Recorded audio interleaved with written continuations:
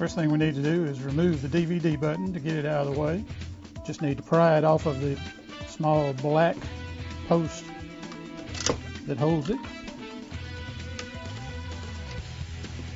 Set it aside. Now let's carefully remove the top cover.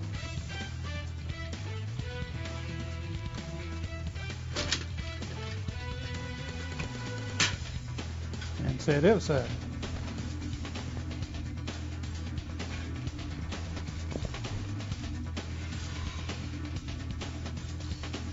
Next step is to remove the connectors from the DVD drive.